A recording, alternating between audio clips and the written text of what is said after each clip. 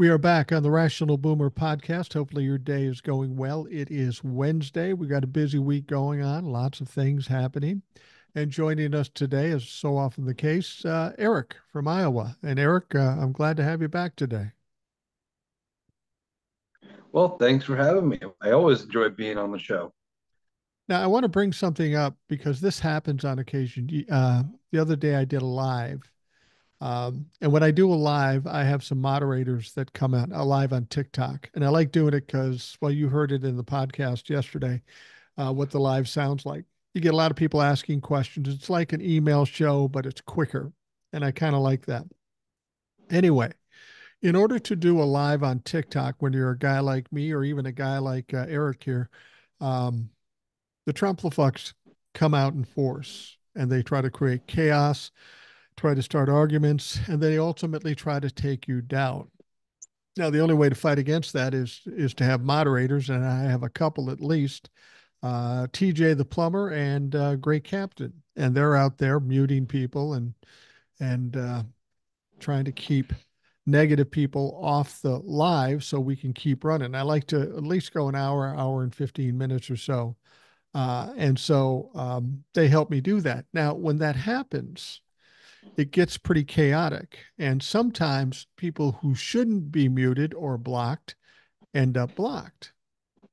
And that happened to you, right, Eric? Yeah, I'm Which guessing is I either said something that they took the wrong way because it's text, or they were right. going after somebody else and got me by mistake. Yeah, and it happens. And he DM'd me and I just unblocked him. It was no big deal. It's unfortunate. And usually when people get blocked like that, it doesn't happen all that often. But when it does happen, they'll come to me a little irritated. And I'll say, listen, man, was chaotic. These guys do this out of the goodness of their hearts. I appreciate what they do, and I'll just take care of it, and it'll be no problem. I apologize for the inconvenience, and that's really all I can do. I can't. I don't know what's going on with the moderators when they do it, and I will tell you, sometimes there are Democrats who kind of lose their shit. It's not just blocking Trumplafucks. It's blocking anybody that gets unhinged. That's my personal thing. I don't know what the moderators do. Um, but during the last live I did, the show I did yesterday, there was a guy who I don't know. His name is Demented Democrat. Now, I don't know how to take that, but um, this is the letter he wrote to me today or yesterday after he was blocked. He says, dude, I'm a hardcore Democrat and I have always supported you, and you muted me because I asked if it was pre recording. You're acting like a total arrogant prick like the rest of these fucktards. I will call your old ass out for being a prick. Fucking muting me when I'm trying to give you good information, you fucking old asshole. Now it gets a little rough. Oh, now it gets rough. Okay. He says, sitting on that broadcast, rambling like an old geriatric, thinking you're cool because you're using cuss words. I will verbally destroy you on this app. I'm just getting started on here, but I used to be famous on this app with 1.8 million followers. Yeah, it now has about 1,000 followers.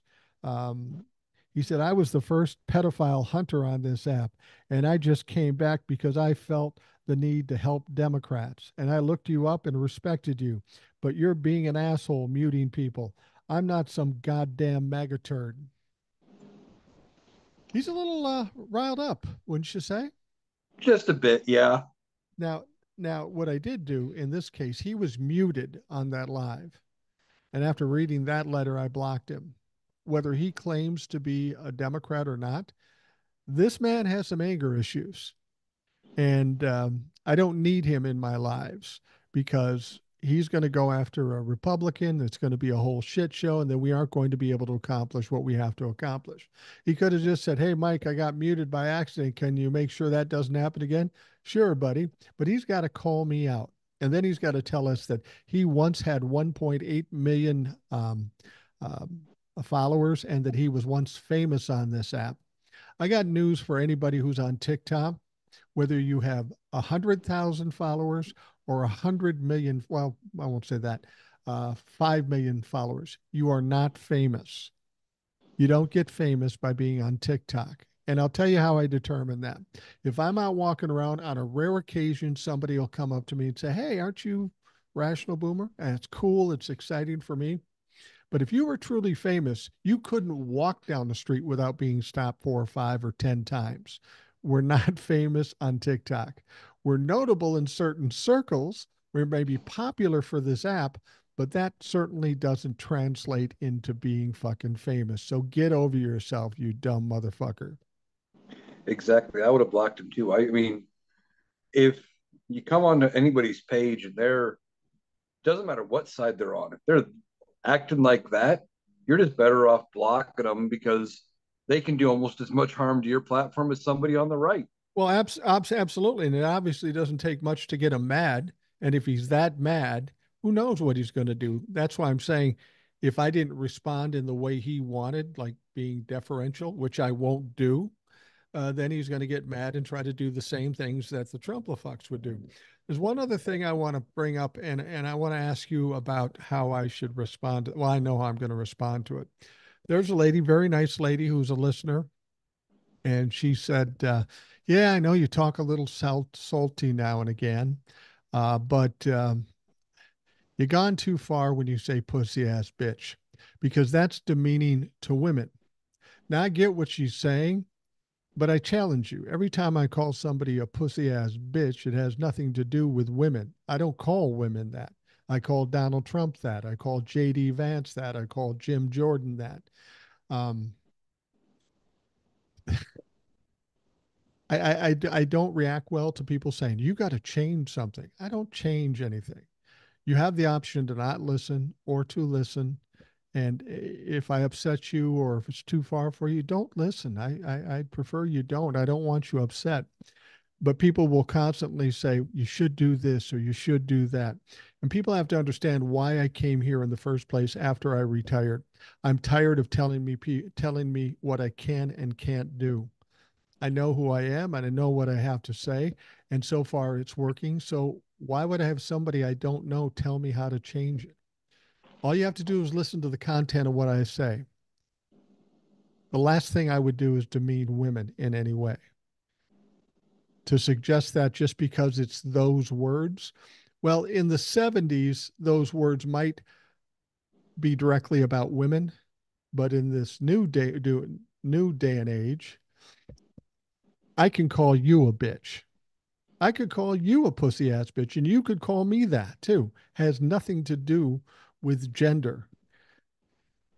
So anyway, I got that off my chest. Anything going on, Eric, that excites you? Oh, I mean, we had that Zoom call last night. That was Yeah. that was pretty fun. There was not one pussy ass bitch on that whole Zoom call, and there was 180,000 of them on there. So that was amazing. Yeah, I mean, now I don't know, maybe I just didn't get the right email or whatever. I thought we were all going to be on like one big Zoom call, like you and I are doing the podcast now, Right. but I never got a link. So I just watched the stream over on YouTube. They streamed the whole thing. About 3.5 hours. It was a long event. Lots of people talking. Raised about a little over $4 million. Wow. Were you relieved And by that? Were you relieved by that? I mean, a because little bit. we had black women, black men, white women. They all came out in force, raised a bunch of money, and then white men come up with 1,100 fucking people and $35,000. That's a lot of money, but comparatively, that's pretty ridiculous. I felt a little ashamed as a white man, so I'm glad we found redemption in that particular Zoom call. Yeah. Um, I was a little more relieved that we raised some money. But I was actually more interested in a lot of what they were saying about what the other areas where they need help. It's the volunteers, it's getting out, cold calling, getting the message out, just even talking to people and spreading that message Right. about Kamala Harris and about how bad Donald Trump is and what they're looking at about Project 2025. in all of it. And I got thinking after I got off the call, I'm like, well, I'm already doing some with my platform. Right. And me I'm too. out here talking every day. Maybe I'm not out donating money or knocking door to door for Kamala Harris, but I think I'm doing almost more doing the videos. Well, yeah, I mean, that's the point. You try to reach as many people with the message. I try to do it in my TikToks and in the podcast, and you do it with your TikToks. And when you're here in the podcast, we all have different ways we can do things. Now, let's talk about volunteers, though. Among the things that Kamala Harris has done since she has become the presumptive nominee. She's raised over $200 million, which is a lot when you think she's only got 3 months to spend it. So she's in pretty good shape with regards to that. And in terms of volunteers, she's already pulled together 170,000 volunteers. So it's not like she's coming up short. She's doing pretty well. Oh, yeah. And a lot of those volunteers are all in swing states. They're in either swing states or states that Democrats think are in play. Right. And she's holding rallies in places like Texas. Um, we saw the golf cart rally at the villages in Florida. That amazed me. Florida might be in play. Yeah, if Texas or Florida falls in the Electoral College, Donald Trump's done. If I was going to go to the villages based on what I've heard, and because these are people of a similar age to me, I thought it would be more likely to get an STD than it would be to find a Democratic voter. Just me. I mean, it still might be a thing, Yeah, it but still may be a thing. because Donald Trump carried the villages by like 20 points. Right, right. It's pretty So crazy. that's crazy. But if he's making inroads into the villages, like I said on one of my TikToks, I'm like, he's starting to lose the retirees. He's losing the older people. That's part of his base. You know, Absolutely. he's losing it in every demographic. This could be a landslide. Have we talked since Kamala became the presumptive nominee? I don't think we have. Yeah, we We did. did We we? t- we did the night. Well, not since she became the presumptive nominee. We talked the night Joe dropped out. Okay, but since that time, a lot has changed. When he dropped out, a lot of people were sad, and then Kamala got it, and things were kind of going pretty good. But then it just exploded. Were you surprised by how much support she's garnered so far? Not entirely surprised. I did though kind of expect somebody else to at least make an effort, Yeah. But but don't nobody has come up and said, "Hey, I want to." Has even tried to gather any delegates. Like they just went back and said, "Nope, okay, we got our nominee," and they have just and the support just keeps piling on. I really think some of the Democrats, the money Democrats like Pelosi and Schumer and even Obama, I think initially they were going to prefer somebody over Kamala. They were going to push somebody over Kamala. But when Kamala took off like she did, I think they realized this is an avalanche coming. You can either get out of the way, hop on board, or get fucking buried. And they really had no choice after that point. And I think the main trigger for that whole outpouring of support, that old, tired, can't complete a sentence Joe Biden, when he said, "Yep, I'm stepping away. Oh, by the way, I support Kamala Harris." I believe that is the linchpin to what happened here. Oh, I think so, but I did it. As we look at all of her support, I did a TikTok talking about it. She's gotten both Clintons. She's gotten Michelle and Barack Obama have endorsed her, Yep. and she picked up the endorsement of Al Gore of all people. Like we don't Wow. talk about Al Gore hardly ever, but No. outside of Jimmy Carter, she now has the support of every living Democratic president and vice president. Wow. And some Republicans too, it sounds like. True. Yeah, there was it that Jeff Duncan, the Right. former lieutenant governor of Georgia? He Right. came out and endorsed her. I've seen some other Republican mayors and things that are in border states that are endorsing her. Um, if she could pick up like George W. Bush's endorsement, that would be huge. Yeah. That would be huge. Well, the thing is, I think the impetus behind all this excitement about Kamala Harris really is more than Kamala herself. I think it represents hope. I think a lot of people prior to Joe Biden stepping aside, I mean, you and I had hope because we thought Joe Biden could beat Donald Trump. I think anybody can beat Donald Trump, to be perfectly honest with you. But they saw somebody who's willing and capable of fighting back, and they saw some hope. They saw some light at the end of the tunnel, and they were tired of the chaos and the bullshit, and they decided to hop on board in a big way because finally they're seeing a way out of this fucking mess. Oh, I agree. I know there's a lot of hope out there, or at least they're looking for that hope. Yeah. I had a TikTok that just took off. It has like it's like 130,000 views plus at Wow. this point. And it was just a what if thought that I had of, well, new Congress gets sworn in January 3rd. They count the votes on January 6th, and then you have until the 20th before Kamala Harris becomes president. You got about a 17-day window with hopefully a Democratic Congress again, and Joe Biden is president. How much can they get done that needs done that Joe Biden could sign into law and take the heat off Kamala Harris? And Right. I throw out there a suggestion of, tax code. Anytime you talk about changing taxes, it's very unpopular, even if you're going to just tax the rich, Right. because people hear changing taxes and they freak out. So Joe Biden could pass it, get it signed in that 17-day window, and it's done going into Kamala Harris's term. Same with expanding the court. I know Joe Biden's not necessarily on board, but if they pass it, he takes the heat for expanding the court. She comes in with with 4 spots to fill. It just took off, and people were commenting the same thing. If this could happen, this would be great. That's, you know, you're really optimistic, but it could happen. And it, just the amount of hope there, I thought was spoke volumes. Yeah. One of the things, too, I was thinking about Joe Biden, and I've said this on the show before, and I don't know that people buy into it, but Joe Biden also has something as he finishes out by January 20th. He also has that immunity thing. Now, people will say, well, Joe will never do anything underhanded or crazy or unethical. Joe's just not that type of guy. But here's the thing, we're hearing a lot of people worrying about them cheating in the election, and maybe in the certification.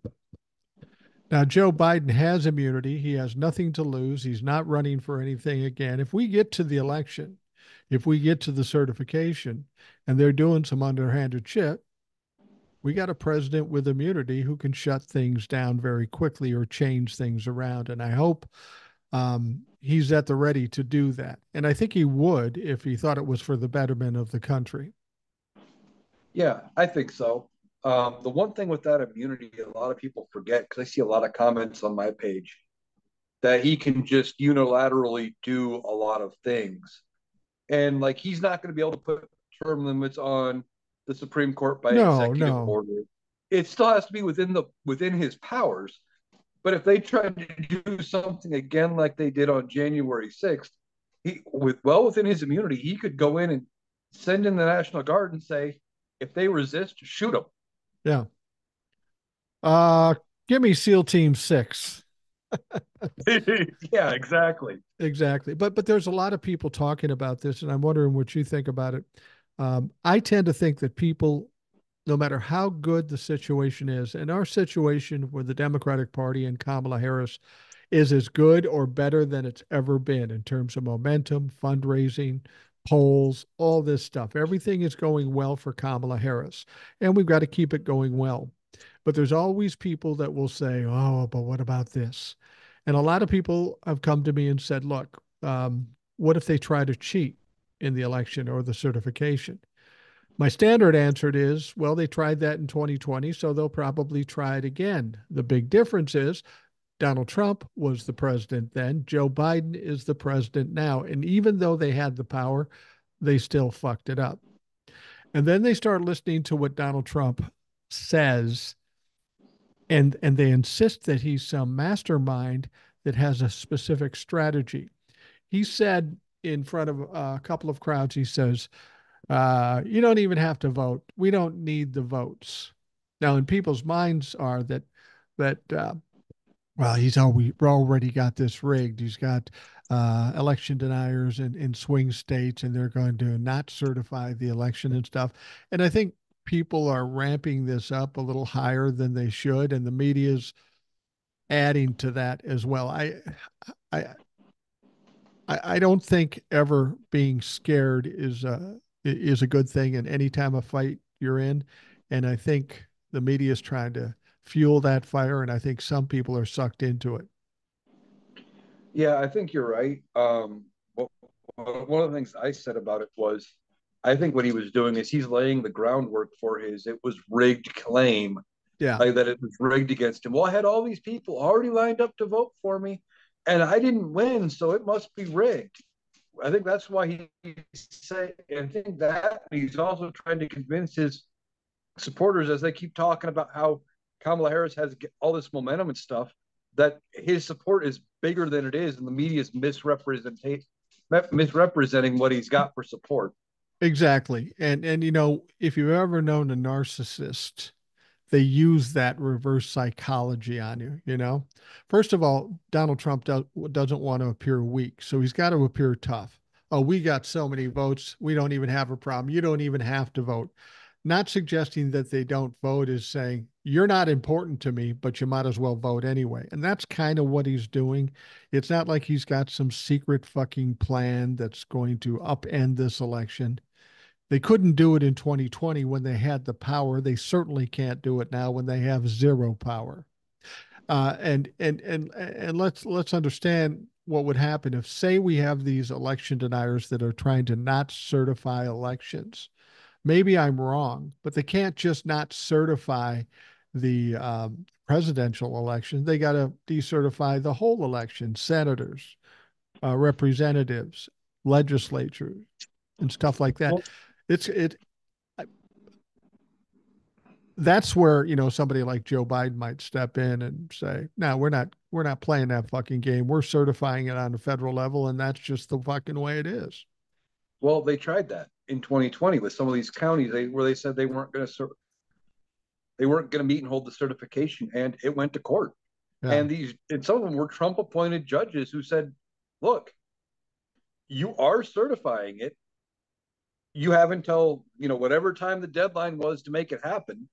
And if you don't vote to certify the election and do this, I'm holding you in contempt of court because you don't get to unilaterally make these decisions." right. And there were multiple jurisdictions where that happened.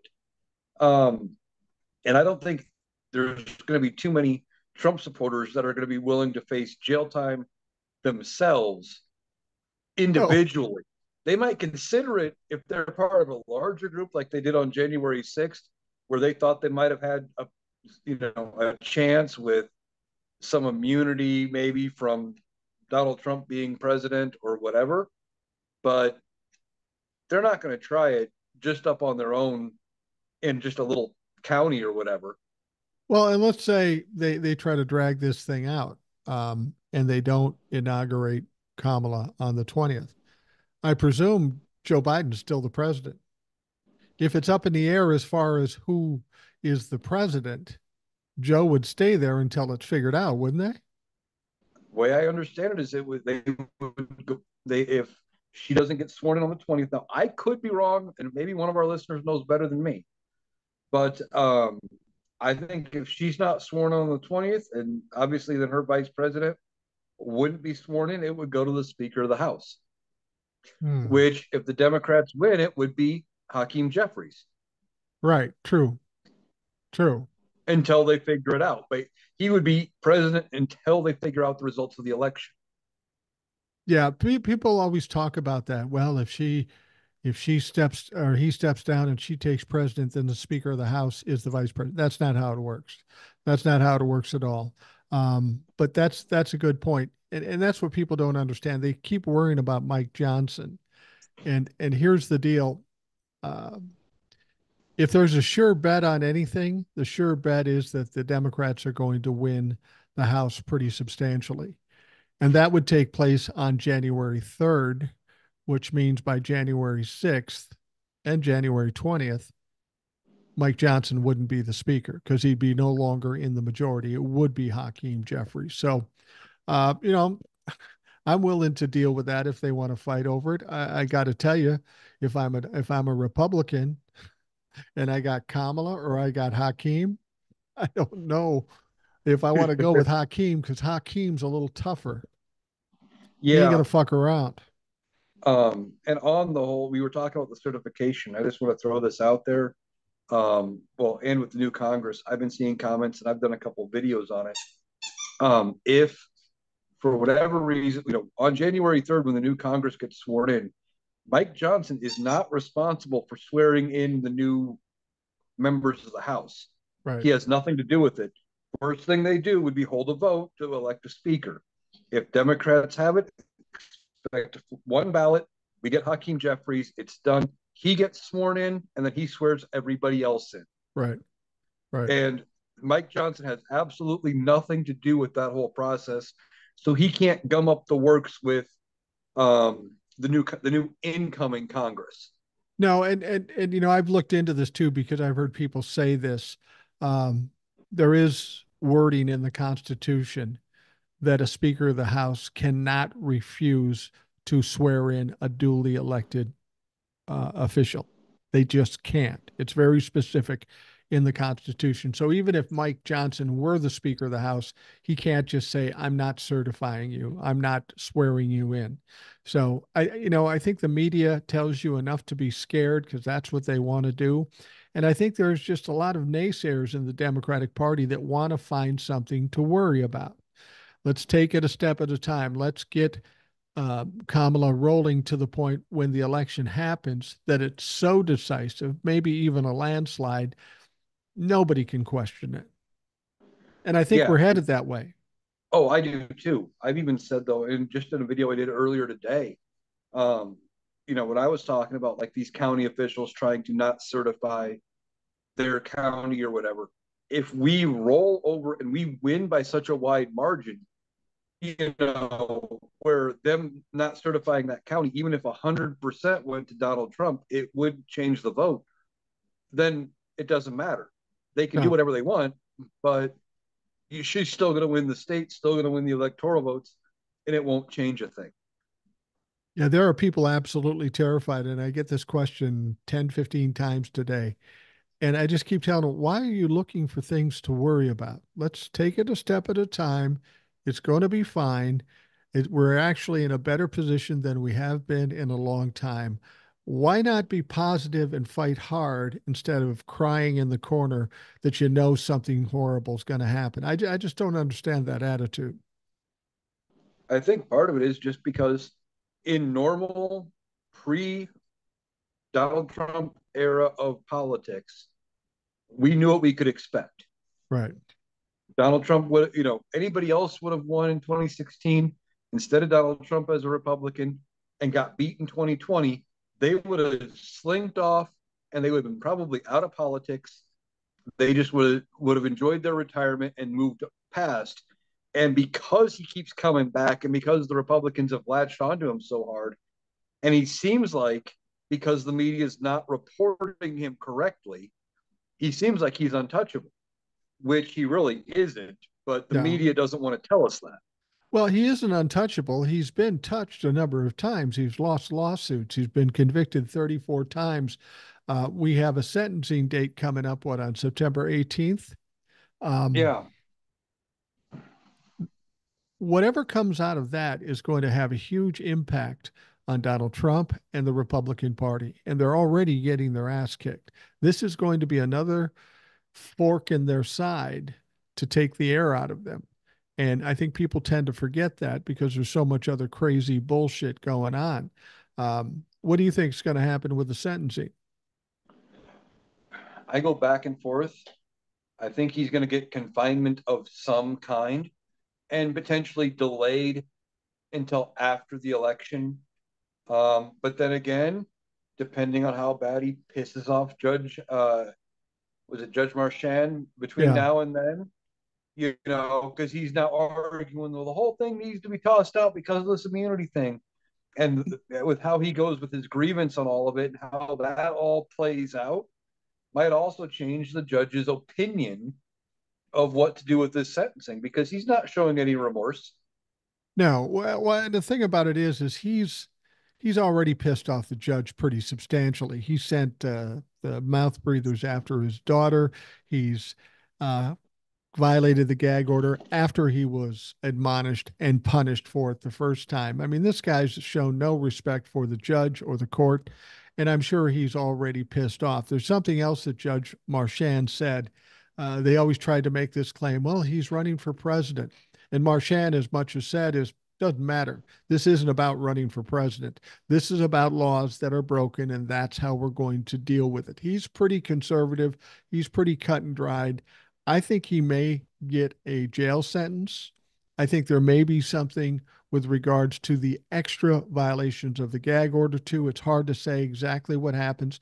No way Donald Trump comes out of that September 18th sentencing in a positive way. It's going to hurt him one way or another.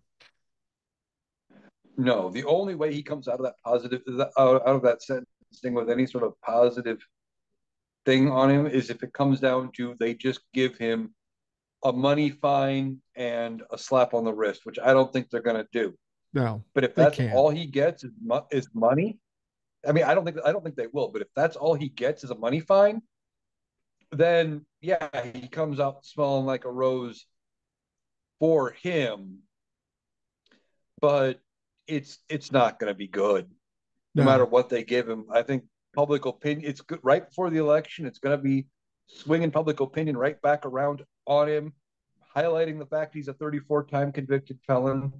Um, Speaking of those felony convictions, I did a video on this earlier because I came across a couple TikToks where um, these Trump supporters are trying to claim that Donald Trump's 34 felony convictions for a bookkeeping error are are the same thing as Joe Biden taking his name off the campaign funds and giving them to Kamala Harris. Yeah, that's And an interesting thing. Joe should get charged with all these crimes too. And it's like they're not anything that close to the same thing. They are only in the same realm because they both deal with money. That's it. Well, and well, first of all, they wanted to hold back the 90 million that Joe had in the bank account and not let Kamala get it. So what? She's already got 250, 300 million anyway. She doesn't need that 90 million. It doesn't matter. But what a lot of people fail to understand is that this isn't a DOJ issue. This isn't a legal issue. This is about a rule or rules for a given party. Each party has rules how things are done, and they have the right to enforce the rules, not enforce the rules. And what's happening in the Democratic Party isn't against the Democratic Party's rules. It's nothing that the DOJ can step in and do anything over, any more than if Donald Trump decides to drop JD Vance. It's a bad idea. It's not going to work well for him, and it's not going to work well for him to continue with JD Vance. But he could drop him tomorrow if he wanted, or talk to him about backing out. It could happen. It won't go well, but it could happen. And then we wouldn't bitch about it because who's he going to pick that's any better? There is nobody. No, the depth we've talked about it numerous times. There's no depth in No. the Republican Party What are you going to because get, Jim Jordan? everybody who was decent has been chased out as a rhino for being not loyal enough to Donald Trump. Right. I Right. think you are seeing the end of the Republican Party as we know it. I think within the next couple of elections, you're going to see a new party emerge, maybe with some same faces, maybe not. And you're going to start seeing some challengers in Republican Party districts for another party, I think, that are going to start taking some seats away from these MAGA people. Right. Well, I think after November 5th, you're going to see the Republicans step back and say, holy fuck, we got to do something different. I think the change in the Republican Party is going to begin right away because they got to prepare for the midterms. And if after they get their ass kicked, like I think they'll get their ass kicked, they're in bad shape and they've only got 2 years to try to reimagine who they are. They certainly can't stick with MAGA. They can't stick with Donald Trump. And I think that's what people have to understand. Well, Donald Trump will just say he won after the November 5th election. Sure, he will, but he won't have nearly the power he had in 2020. The Republican Party is likely to abandon him because he's done nothing for them but lose since 2016. They're going to have to make that decision. We got to step away from him. He's weak now. He's going to jail, whatever it is. Donald Trump, after November 5th, his strength, his power, his influence is going to drop significantly. Oh, without a doubt. There's no way he comes out and wins this election. I mean, No. I've seen different maps in the electoral college where people think he could potentially win, but with what I'm seeing, like Kamala Harris just did a rally in, was it Austin or was it Houston? One of the two, um, in Texas, Right. and they wouldn't be spending money with 100 days to go, less than 100 days to go in the election in Texas if they didn't think Texas might be in play. They'd Right. be avoiding Texas. Well, and we're You know, looking, Texas is on the board. right. Texas is on the board, and Florida really is on the board. They've got some real problems for Republicans down there. They've got a state that's in ruins because of the Republicans. They've got a state that's having problems with insurance, getting workers to do building, uh, uh, uh, a, um, uh, a banned abortion law there. Abortion question will be on the ballot as well as legalizing marijuana. There's going to be a lot of liberal Democrat motherfuckers coming out to make sure that they keep their rights. And that's not good news for Florida. If Donald Trump loses Florida, that's a big state with a lot of fucking electoral votes. If he loses Florida, I just don't know how he wins at all. That one state might cost him the election. I was fooling around on 270 to win, the where they have the interactive map Yeah, where you can fiddle with it, and uh, Donald Trump could win almost every swing state, all six of the swing states in play. If he loses Florida, he still loses the election. right, I think. right, I know if he loses Texas and wins all the swing states, he loses the election. right. If he loses both, he can't win. And I don't think all the swing states are going to go to Donald Trump. No, they aren't. I mean, you got Arizona. That's not likely to go to Trump. Um, you've got Arkansas, which isn't a swing state, but they're going to be on the ballot with the abortion question. Um, Missouri. Missouri, there's a lot of problems out there. I mean, what people have to understand is this abortion issue is more than just a policy opinion. These are people's lives. These are people's reproductive health. And there are people, Republicans and Democrats, that are terrified of that happening. They're absolutely terrified of that happening. So they're going to get off their asses and stand in line if necessary and vote.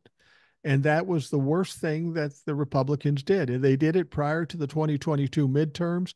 They thought they'd forget about it at the midterms. They did not. And guess what? They still have not forgotten it. And Kamala Harris is spouting from every mountaintop that Donald Trump, every time there's a abortion ban, she calls it the Trump abortion ban. And that's exactly the kind of shit they need to do.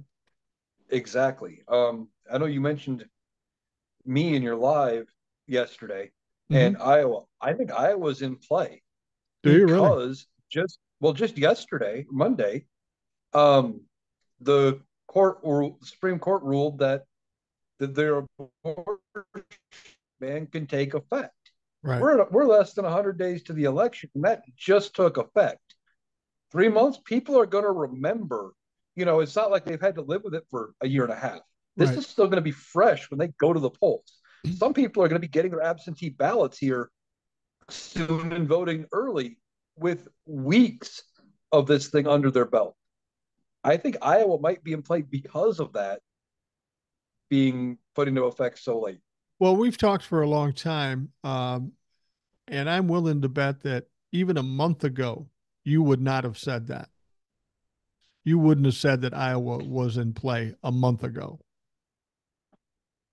Not without this abortion ballot. or this abortion law taking effect, I wouldn't have thought Iowa was in play. Yeah, and you know what? They're going to feel the immediate effects of what's going on.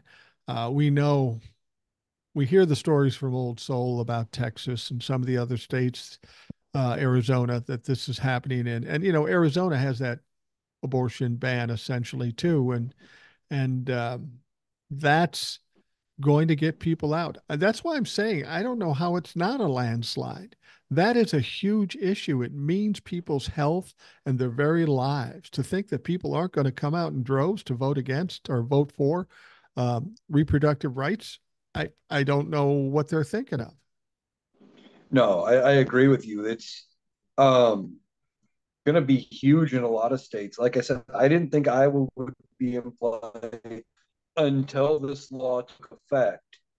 And now that it is in full effect and everything, I was just reading an article earlier today where they were talking about these healthcare providers who were scrambling to get people in ahead of the timing deadline for when this law took effect and trying to get as many women the healthcare they needed, ahead of this law taking effect, and they weren't able to get to it. Yeah, absolutely. I personally think Wisconsin's in play too. You know, they have been going for Donald Trump mostly.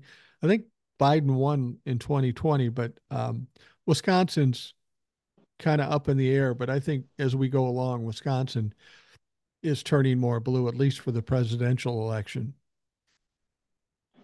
Yeah, I think Wisconsin goes blue. Pretty sure Michigan's going to go blue, and I think Pennsylvania might also go blue, Yeah, yeah. In the especially if she picks Shapiro as her VP.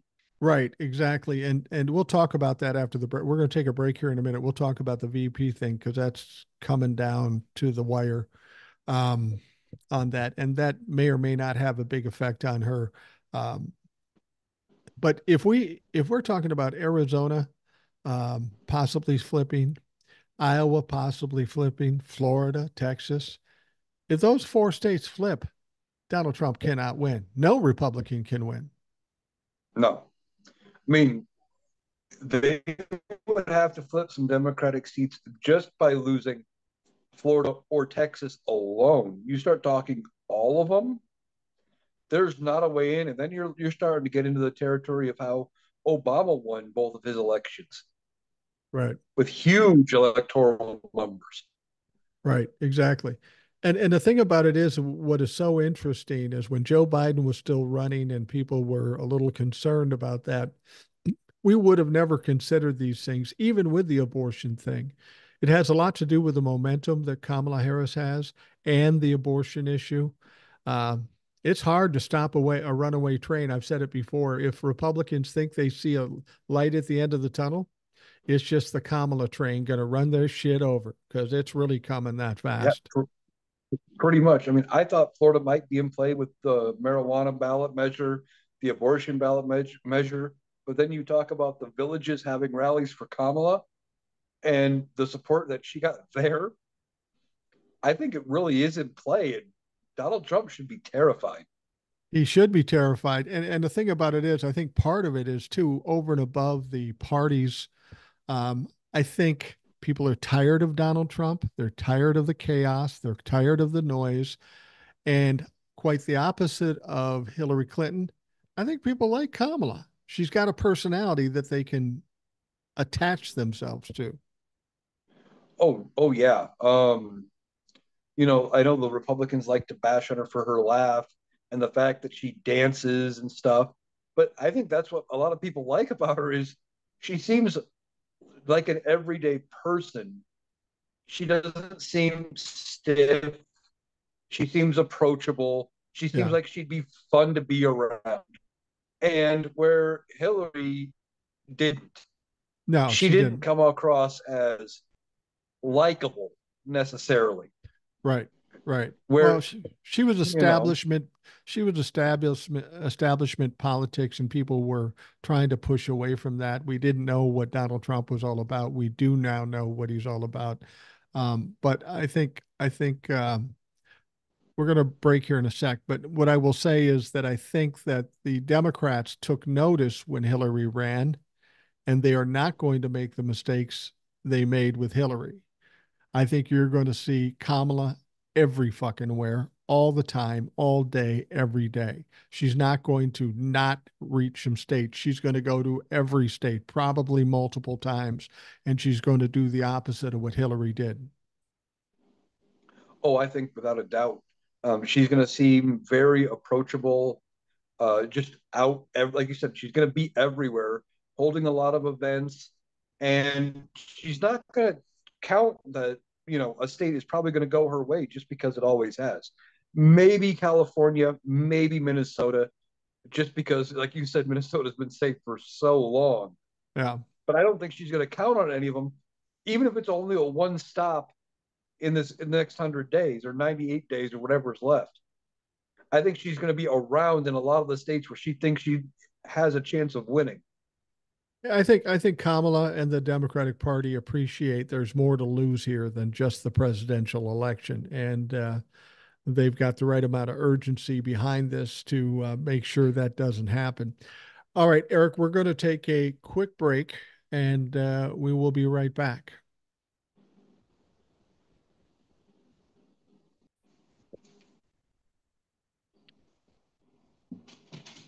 We are back on the Rational Boomer podcast. We have Eric from Iowa with us today. Always some good insights, a different perspective. He's a younger man. He's in Iowa. I'm in Minnesota.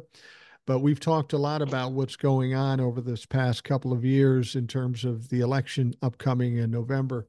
Um, Kamala is on a roll. There's no question about it. She's on a roll like we've never seen before to steal one of Donald Trump's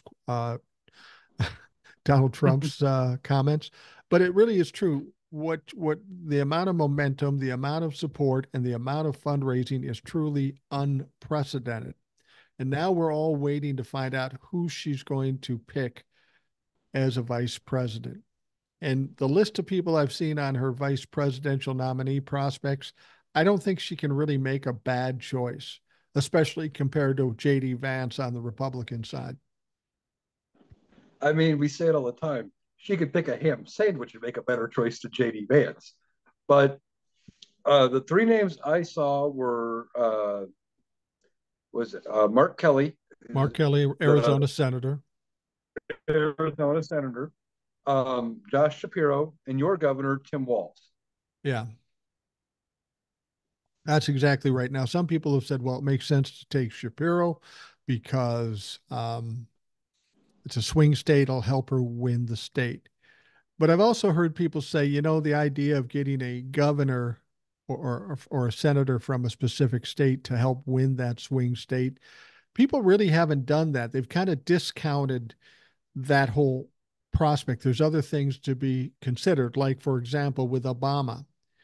He picked Joe Biden not because he was worried about winning Delaware. It was because he was young and inexperienced, and he needed somebody with a lot of experience in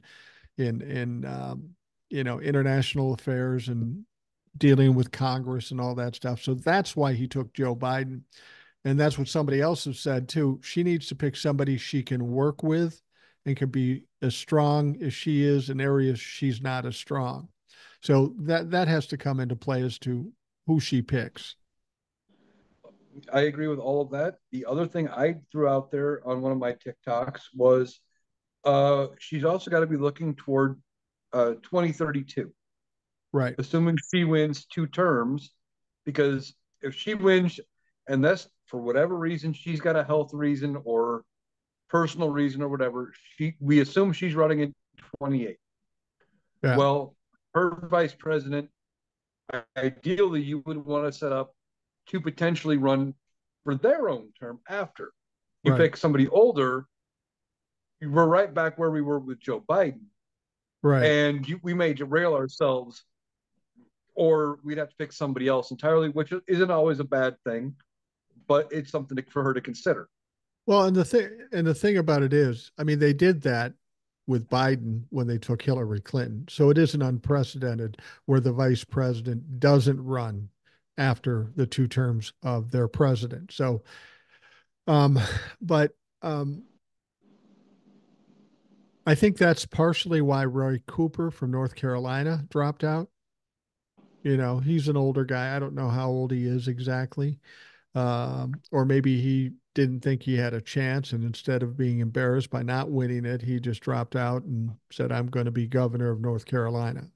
What I heard about him, and I don't know if this is true, is that his lieutenant governor's a Republican, Oh, and that he knew if he'd be like he wouldn't have to resign to run for vice president. He'd have to resign if he got it, right. but he didn't want to leave the state to his lieutenant governor while he was out because every time he left the state to go to an event, um, the other guy would be in charge. He didn't want to do that. That's one of the things I heard. I don't know if there's any truth to that. Now, one of the people have been kind of falling in love with because the way he talks like a normal human being, but he's clever and he's gone after Donald Trump quite a bit. And the MAGA people is my governor, our governor here in Minnesota, Tim Walz. And he wouldn't be a bad choice. I mean, nothing surprising is going to come up on Tim Walz. He's been a football coach and a teacher. He was a congressman for a while. He's been a governor. Um, there is no limit on how many times he can run. He's got 2 more years in this term. He could run again, but he's 60 years old. Now he's younger than I am, so he's got that going for him. But 8 years from now, he'll be 68. Not quite the same as 78 or 81, but that has to be considered too, I would think. Right. And uh, so I don't know if that would hold him back or if they would just say, well, we're going to run with it. And, who knows if in 4 years, maybe he's looking at retirement and she picks a different vice president. That wouldn't be entirely unheard of either. That's true. The thing about Tim Walz, he is beloved here. And there haven't been many governors in Minnesota that are beloved. He's done some amazing things. I saw him, I think, on Fox News, or maybe it was even CNN, where they were trying to kind of shame him for all the things he got accomplished in Minnesota. You know, getting kids free lunches, codifying abortion, making pot legal in this state. And this woman was saying, "Are you worried that that's going to be a big target for the Republicans?" And he looks at her and he goes, "Oh, what a monster, feeding kids so they can learn in school." He's that Well, kind of guy. He's a smart ass and he's smart on top of it.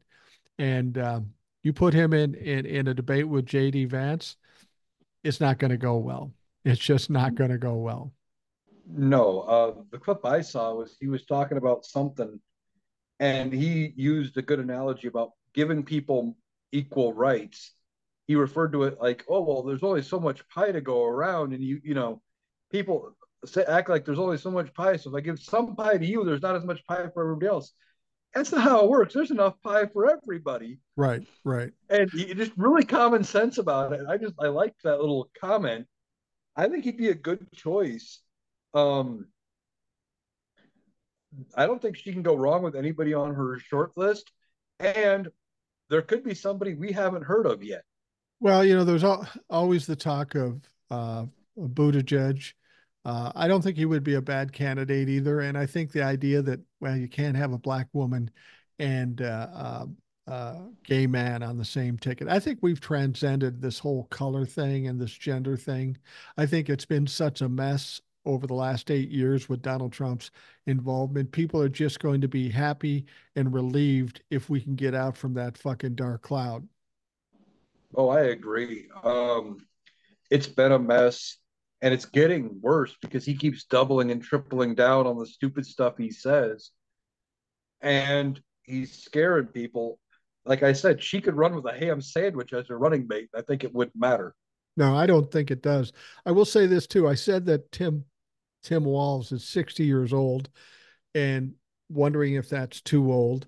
I will say Mark Kelly is a prospect too, and he's exactly the same age as Tim Walz. He's 60 as well. And then you've got Josh Shapiro, who's 51, who is younger, closer to, well, I mean, let's be honest. In spite of the fact that she appears younger, she's going to be 62, Kamala. So we're in that range. it's it's warming my heart when people say, "Yeah, let's get some younger folks in here, like in their 60s." Makes me feel good being 64. Yeah. And with having Shapiro, you said he's 51. 51. That would put him in about the 59-60 range in 8 years. Right. It'd be right in that ballpark. Um, so that wouldn't be so bad. But all three of them, I think, are good choices. Mark Kelly gives some perspective with the border, Yes, which can yes, he push does. back against their only real talking point is the border. I mean, she can't go wrong. So who knows? I think at this point, the problem the Republicans have on are having with Kamala is they can't find anything on her. They can't get anything to stick to her. Oh, she dances. Oh, she laughs weird. That's not going to play. I think what they need to do just to save from any last minute surprises, whoever they pick needs to be as clean as possible. Now, I have no reason to believe any of these people are not or have skeletons in their closet. I will say this about Josh Shapiro. He's been in office shorter than any of the other two. And so he I mean, I think he's been in office shorter than Pete Buttigieg. It's only been like a couple of years. Um, that might work against them. I don't think the fact, well, some people also say, well, he's Jewish, his stance on Israel, that might hurt Kamala. And I don't know that that's true, but that's got to be a consideration. I think both do have to be a consideration. I mean, the fact that he has only been in government for a couple of years doesn't um, help necessarily. It also doesn't hurt. I think whatever their vetting process is, it's going to prove to be much better than whatever vetting process they use to get JD Vance.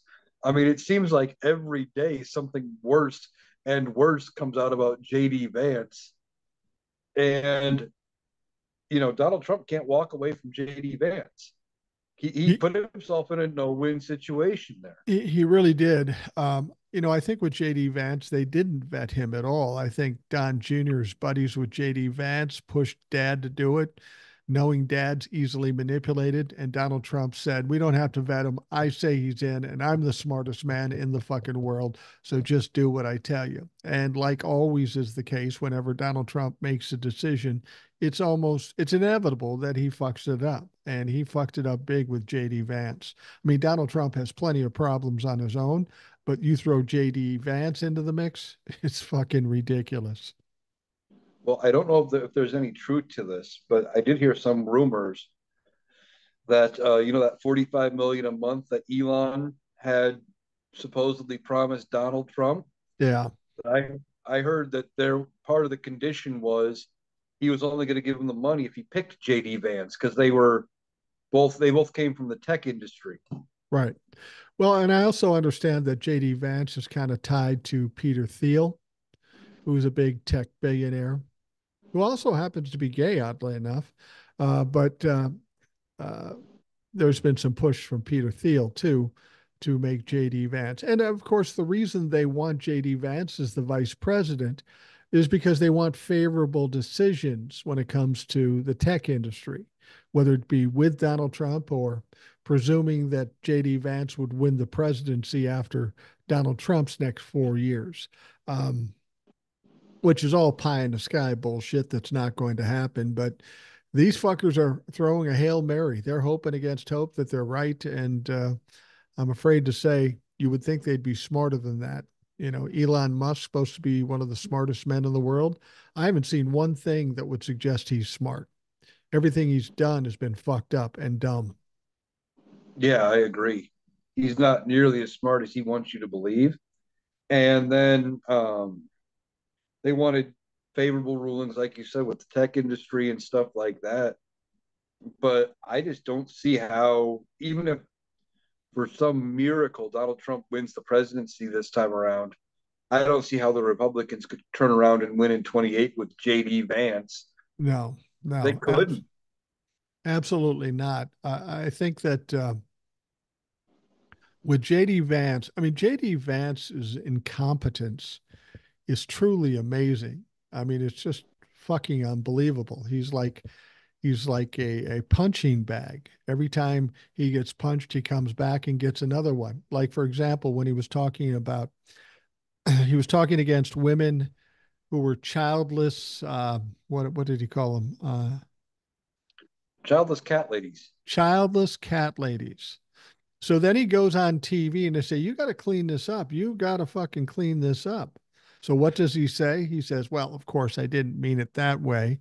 I'm just saying that those women without children, we should pray for them." As if there aren't any women that just don't want to have children and they don't have a right to do that. And then there's more of these quotes that come out. He can't win for fucking losing. There's no way he can continue to back away from this bullshit. No, he can't. But speaking of the childless cat lady thing, did you see a couple of the TikToks where they were sharing his office location? And these people were like, I'm not telling you people to do this. Somebody else suggested it would be a good idea. I would never tell my followers to, but you really shouldn't send your used kitty litter to JD Vance. And then they gave his office location. Yeah. I'm not saying he's going to get boxes of used cat litter, but if he did, that would be hilarious. Well, and the other thing is, there was this story about him having sex with a couch. Now, now the thing about it is the origins of this is some video or some story he wrote, some kind of ridiculous story about a guy in love with his couch, right? So they start to tease him about it. They start to tease, and I'll show you again the incompetence of this fucking clown. Um, so he comes out and and he rebukes this whole claim that he had sex with a couch. It's ridiculous, and it is ridiculous. But then the headlines read, JD Vance says he did not have sex with a couch. How, how does that end up a headline without destroying Yeah. somebody? And Oh, then yeah.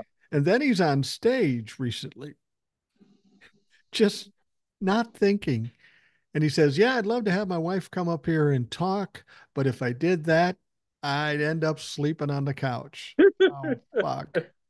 Come on, just let the couch go, for Christ's sake.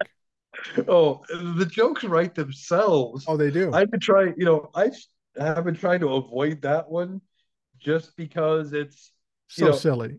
well, it's silly and I don't know what else I could add to it that somebody else hasn't already thought of. Right. But apparently they got the whole thing because it was in his book, Yeah. Yeah. the Hillbilly Elegy. It was in one of the covers of parts of his book that he says it happened or whatever. Like it just proves they didn't vet this guy. And he's the gift that keeps on giving the Democrats. Well, the thing about it is he's from Ohio, but he spent some time in Appalachia or Appalachia. Um, And after that book came out, those people from his home country, his home people in Appalachia, they don't like that motherfucker because he talks shit about them the whole time. So they're not going to get help in Virginia and Kentucky and wherever Appalachia is because they aren't happy with that motherfucker. Like I said, the gift that keeps on giving. It reminds me of that quote about Ted Cruz. I like him about as much as Ted Cruz, and I can't stand Ted Cruz. Exactly. That was Al Franken.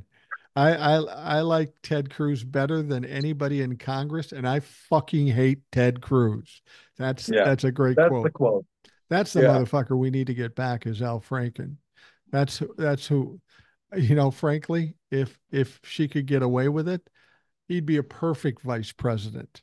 He'd destroy Donald Trump and JD Vance in about two sentences.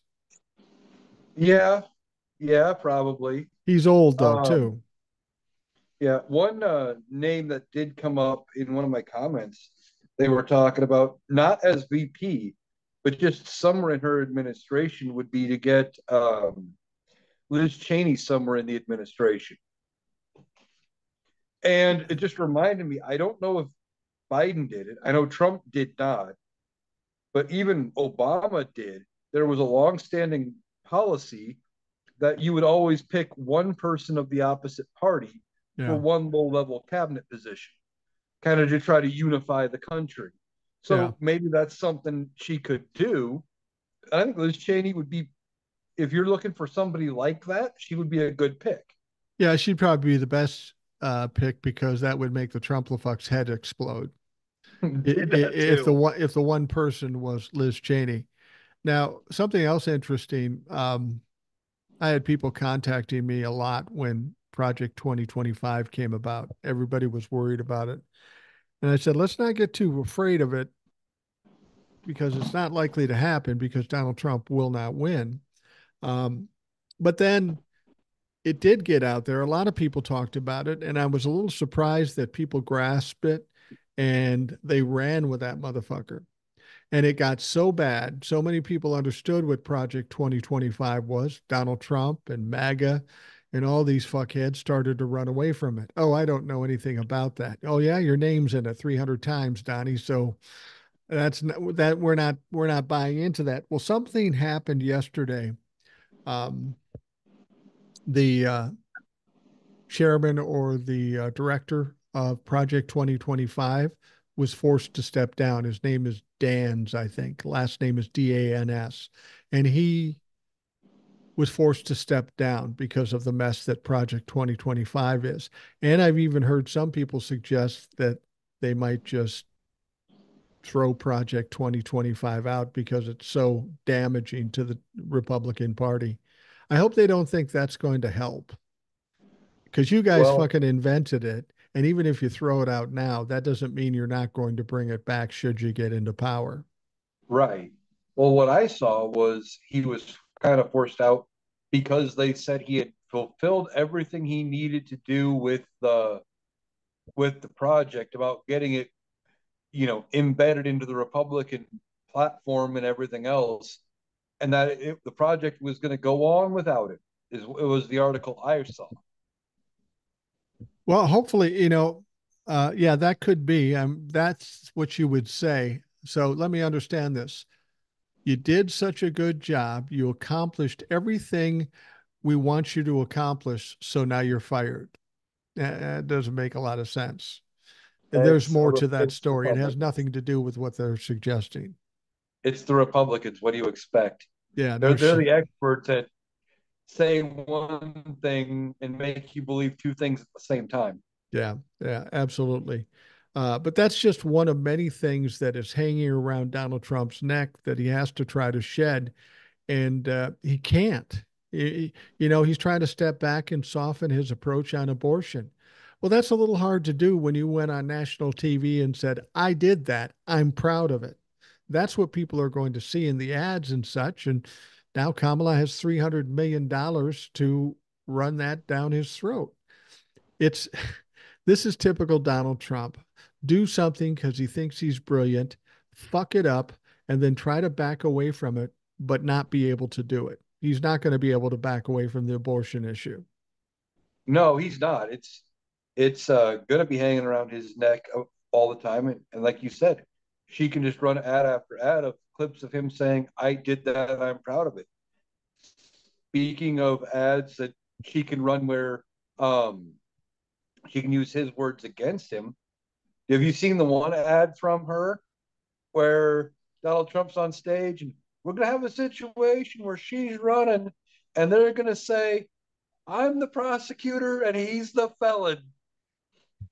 And he says it, it cuts, and it just cuts to Kamala Harris.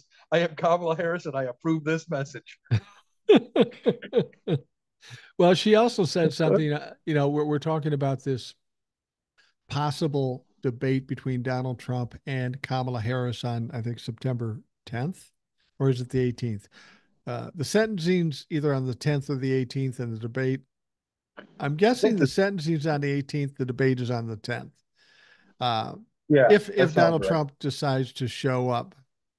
And Donald Trump is trying to back away from it. He's trying to say, yeah, they all know me and they all know her. There's no need to do this shit. But Kamala said something yesterday that I thought it was interesting when he was talking shit about Kamala. She says to him, "You should show up to the debate because you got a lot to say about me, and you should say it to my face." That's definitely a challenge, and that's hard for Donald Trump to turn down. If you offer a challenge and he backs off of it, he's going to look weak, and that is the worst thing you can do to Donald Trump. Oh yeah. Well, the other thing she said was, I think she either said it herself directly or in a press release or something, that one way or the other she was going to be there whether or not he showed up. Right. That would be interesting, and I think she should do that. I mean, what Kamala is doing is what Joe wouldn't do, whether he's old or young. Joe is not as of assertive and aggressive and confrontational as Kamala. And we needed somebody who's going to be confrontational with Donald Trump. That's really the only way to fight back against a bully. And she's up for it. Should they have that? And I'm sure ABC will be okay with it because they need us. They need something running in that spot. They need to run some ads. And if Donald Trump doesn't show up, then Kamala can just go there and, you can put up one of those big heads of Donald Trump, the cardboard thing, and he could just tear them to shreds. Um, one of the reasons I think Kamala is going to win easily is because of the media. Up until this point, up until Kamala took over as the candidate, Donald Trump has been the kind of the media darling in the sense that he attracted attention and he was good TV and they made money.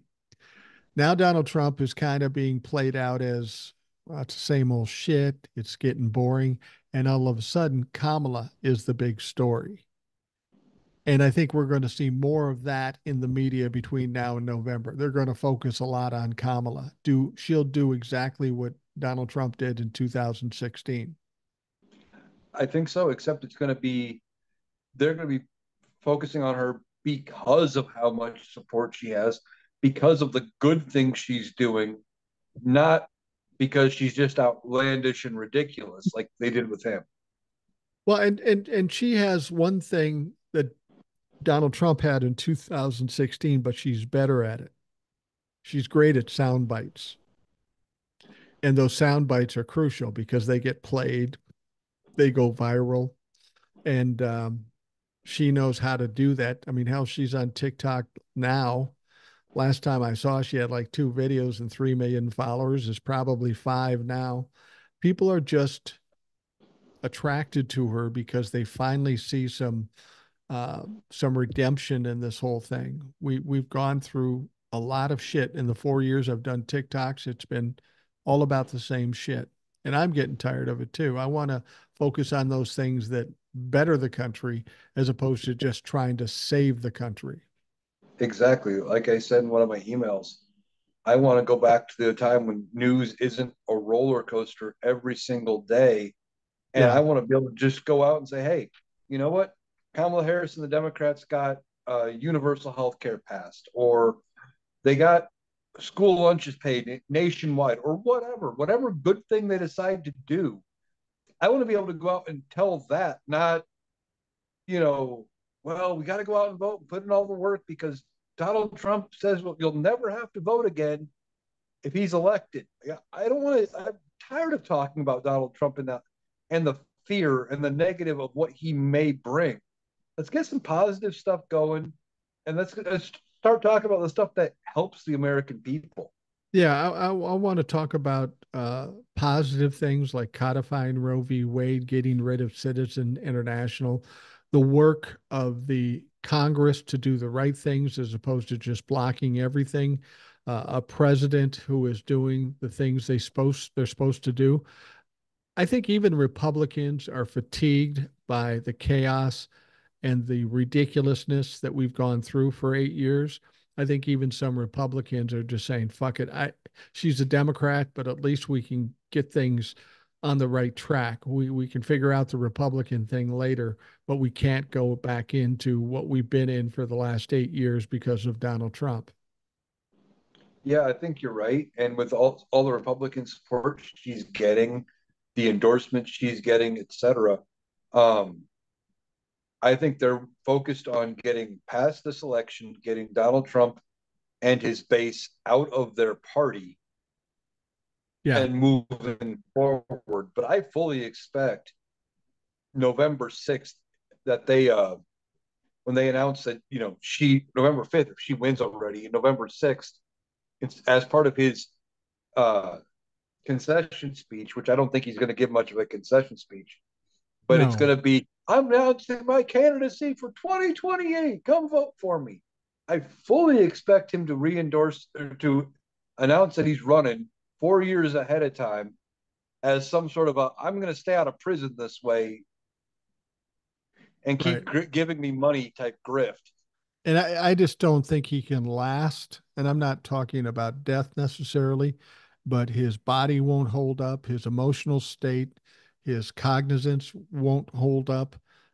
He may try to do that, but again, it's a far different situation in 2024 after all we know now than it was in 2020. There's been a lot revealed between 20 and 24, the convictions, the corruption, the money, the connections to Russia, and all that sort of thing.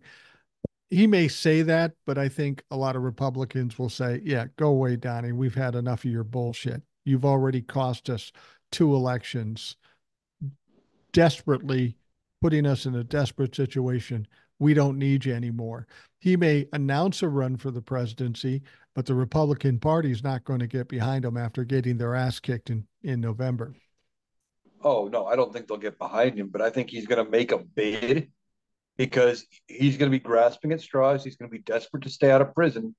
And that's the whole reason he's announced as early as he did this time that he was running for reelection, is he thought it was going to save him from going to prison and being tried and all that stuff. And he's not smart enough to realize he was wrong. Right. He's going to have trouble announcing for running for reelection if he's also saying that it was rigged and he didn't lose. How do you announce that you run for reelection if you're trying to fight against the credibility of the election? Donald Trump, after November 5th, after he gets his ass kicked, Donald Trump will go from a pain in the ass to us and a serious candidate to the Republicans, and he'll just be a joke. He'll just be a joke. People will laugh at him, which he won't be able to handle very well, but he's not going to have any power when it's all said and done. He's it's written in stone basically that he's going to get out of November 5th. He's will have been convicted. He's got three more cases that will come up after the election, and he thinks that's a good thing, but I think that's the worst thing for him because he has no protection at that point.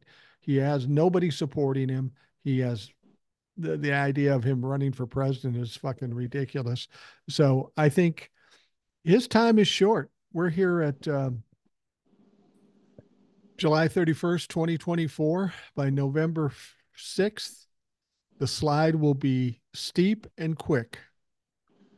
Oh, yeah, I think so. And I think with the election November 5th, I know they were struggling to not call the election last time, night of. They wanted to make sure they got everything in and there wasn't some last minute stuff with all the you know, mail-in ballots and everything. I think there's going to be such a big landslide. They're probably going to have to call it night of for Yeah. Kamala Harris, and it's going to be the celebration the next day is going to be huge. And you know what I'm excited about? I've told this, I've talked about this on the podcast before. There's this nice lady who listens. She asked me to come speak to an organization of court reporters in Washington, D.C., actually, Alexandria, which is right almost a suburb of Washington, D.C., on November 7th.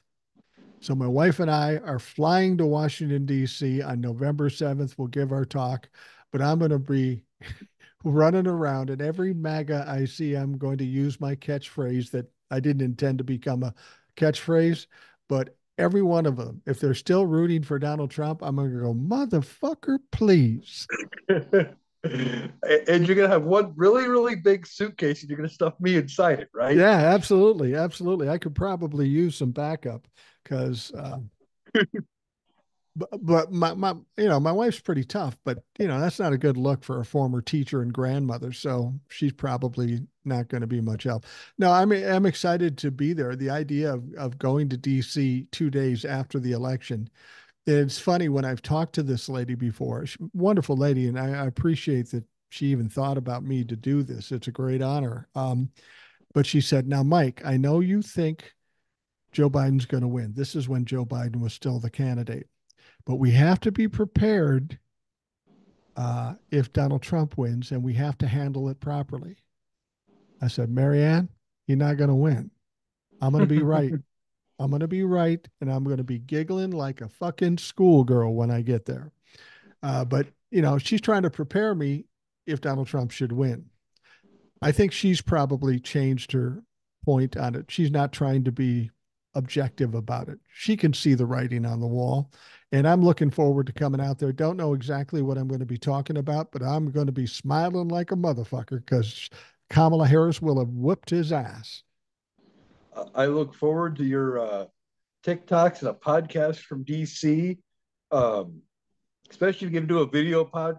If you do the video podcast like you do, depending on where your hotel is situated, you should try to get like a window shot so you get some of the iconic DC landmarks in the background or Yeah. something. Be your Yeah. only opportunity, probably. Yeah. Harry Sisson gets invited. I just show up.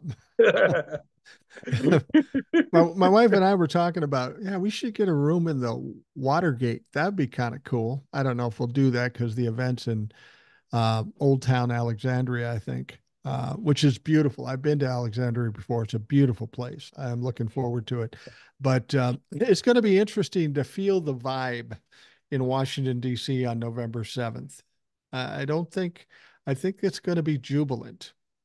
I Oh think yeah. people are talking about, well, if Donald Trump loses, they'll be out in the streets. Well, after November 5th, there'll be a lot of people in the streets, but they'll be happy motherfuckers and they'll be jubilant. Oh yeah. It's gonna the vibe is gonna be celebratory. It's gonna be all sorts of just crazy in a good way. Um, really jealous. Wish I was going with you because I would love to be in DC a couple days after Yeah, I'm Kamala excited Harris about it. becomes the president elect. And I don't know. It's going to be a great time for our country right then. It is. And it'll, as much as there's jubilation right now for Kamala, because she gives us some hope. And that's really the big difference. A lot of people didn't have the hope when Joe Biden was running. Not that Joe Biden is a bad president, he's a wonderful president. But they know we need somebody who's a fighter, a warrior against the likes of Donald Trump. And that's who Kamala is. She is a warrior. She's exactly what we need to push back against uh, Donald Trump. And honestly, when we were talking about this, I said, if Joe steps aside, the only option is Kamala. And people said, well, what about Gavin? I go, no, you can't do that. It's got to be Kamala. And I had no idea the excitement behind Kamala if they picked her. I knew she'd do fine, but I had no idea what we were in for. And it's just exciting to watch. I was saying the same thing that it had to be Kamala. If not Joe, then Kamala. I was thinking more along the lines of Joe should step aside, completely resign, let her just run the country as the incumbent. And this might actually be better because while Joe's running the country, she can run all over the country, Right. holding events every single day because she really has, no duties as vice president that she has to fulfill, especially during the next 6 weeks when they're on their recess. And when Congress is recess, she doesn't have to hold and do anything with the Senate. So she can do whatever she needs to and hold events every day of the week. And Whereas, I don't think it would have been fair to Joe Biden to make him step down. I don't think he'd want to do that. He's been one of the most successful presidents in history. He should be able to ride out his term. And we saw him speak at the LGBT LBJ um, library recently. And he did a great job. And Joe can say and do things that maybe Kamala can't and still get the point across. It is a perfect situation, really. And I never thought that would be the case. Joe can run the country any way he fucking wants, and Kamala doesn't have to take the heat for it. Exactly. And when I was saying Joe that Joe should resign and let her run the country, that was under the understanding that Joe was worse off than we knew, and he's not. And this was just people being scared. But I did not expect the outpouring of support for Kamala Harris No, I that didn't. came. It's a freight train and it's gaining steam every single day. And I don't know how else other to describe it than that. And she is going to win. I think it's going to be huge in the popular vote, huge in the electoral vote, and that's the only way we can win is by being such a large number that they can't refute it at any point anywhere. And the thing about it is, the Republicans are helping us out in that regard by continuing to fuck up and continuing to embrace these draconian ideas and policies. I, I don't understand why they do things the way they do when they know they're going to lose by doing it. Is it just arrogance? Is it just giving up? I don't know what it is. Closest thing I can figure is they've pushed all of the normal people out of their party. Yeah. You know, they kicked Kevin McCarthy to the side in the House. He resigns. They kicked out Liz Cheney, Adam Kinzinger, for doing nothing but saying, hey, we need to get to the bottom of this bad event that happened in our history. Right. And for daring to sit on that committee, they got primaried and voted out. They've pushed everybody aside. Mitt Romney, he resigned from the Senate all because he was tired of the threats. Ken Maybe not Buck. resigned, but he's not seeking reelection. Right. You know, Ken Buck flat it's out resigned. He said, fuck it, I'm done. yeah. I mean, every which way that they've pushed all of the moderates out of their party because and that's why they don't realize what they're doing is bad. Like when you have Laura Trump as head of the RNC, even the RNC isn't going to come forward and say, "Hey, you guys are screwing up." They're Yeah. back in every play because they're ingrained in what they're doing. Yeah. It's funny. We see all this money being raised by Kamala Harris. You don't hear about money being raised by Donald Trump, do you? You don't see the ads No, from not Donald really. Trump. Any money they do get goes to his legal fees. So he can't even compete in terms of campaigning. It's funny, Donald Trump, as I've said before, Donald Trump, you let him talk, he'll fuck himself over. When it comes to Israel, Donald Trump was saying that Kamala Harris hates the Jews. She hates the Jews. Until somebody told him, Donnie, she's married to a Jewish guy. Doug Emhoff is a Jewish guy. And then he comes back by saying, well, yeah, but he's a crappy Jew. He's a horrible Jew. Yeah, that's going to work with That the sounds Jewish like Trump. community. Yeah, Yeah. but but again, it goes back to him not thinking about what he's saying. He just is emotional and he reacts and he thinks anything comes out of his mouth is absolutely golden. And nothing coming out of his mouth as of late has been working. Well, did you see, speaking of Trump and Israel and everything, did you see when Netanyahu came? Didn't Netanyahu go down and hold a meeting with Donald Trump at Mar-a-Lago and they made it look like a cabinet meeting? Yeah, made it look like a cabinet meeting, and Donald Trump was cosplaying the president. I don't even know why Netanyahu went down there. I'm hoping that when Netanyahu was meeting with Biden and Kamala, Biden said, "Listen, man, I'm out of here. You better fucking, you better fucking help to stop this thing, or else." Joe has the luxury to be tough now. And it's a touchy situation because we are allies of Israel. We support Israel and we should support Israel. Who we don't support is Netanyahu because he's nothing more than a carbon copy of Donald Trump.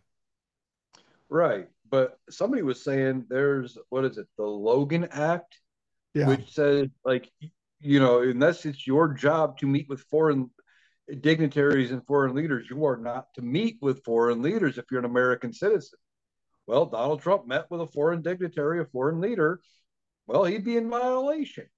You don't see, like, after he resigned, or resigned, after he got his second term, George W. Bush never really met with foreign leaders anymore. He went back to his ranch and retired. Donald Trump goes to his golf club and still hosts foreign leaders. What the hell? Yeah, that I don't know if that'll be further investigated and maybe indicted for it. I mean, he's got so many fucking indictments anyway. He's got one other meeting coming up. We're coming to the end of the podcast, but I wanted to bring this up. Of course, we had the assassination attempt. A lot of weird shit about that. Nobody really knows what exactly happened. Donald Trump claims he was shot with a bullet in the ear. It's funny he has an ear left, given it's a high velocity round. Everybody's questioning it. We see pictures of him now. His ear seems to be fully and intact and pristine. But the FBI is investigating this thing. And the FBI asked him to come as a victim to answer some questions. Now, I'm sure Donald Trump thinks he'll get preferential treatment, but they're going to ask about him getting hit with a bullet. The FBI director, Ray, said, "We're not sure." And then everybody lost their shit. Of course, he got hit by a bullet. Well, that's going to come out in the wash. He's going to show up. They're going to see the ear. They're going to probably get the doctor's report. And I'm sorry, Ronnie Jackson's report isn't going to cut it because Ronnie Jackson didn't fucking work on the ear. So I'm interested to see how he thinks he's going to pull this off. He didn't get shot by a AR-15 bullet. There is just no way that happened. Yeah, I don't know how he's going to pull that one out because they're going to look into it. They're going to, like you said, they're going to want to see his medical statement. Now, he could say, I'm not releasing my medical statement, which is his right because of privacy. But that's just going to add more speculation as to what happened. And when they ask him, he's probably going to think he can talk his way out of it, like he always does. And that's not going to work because they know how gunshots work and what that would normally look like. I don't know how he talks his way out of this one. Well, there's so much to this that we have to question how it happened in the first place, how nothing was done. They had the hearing yesterday with the acting director after the director of the Secret Service resigned at the request of Congress. I don't know that we got any more answers out of that. Um, he seemed more in tune with going after the answers, but I don't know that he gave any answers. And the weird thing about it is, this isn't Republicans against Democrats. This is both parties going after the Secret Service, and justifiably so. Well, yeah, both parties should be on board here. I mean, we have what amounts to a major security breach by Yeah. the group responsible for protecting a former president of the United States and a presidential candidate.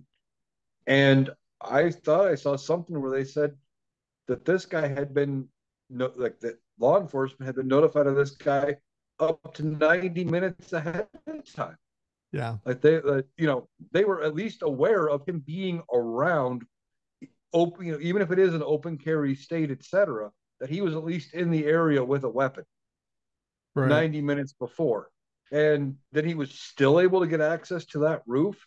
Like, there are so many questions. I understand why Republicans, even the most ardent Trump supporter, would want to find out what happened because it could happen again if depending on what was all done.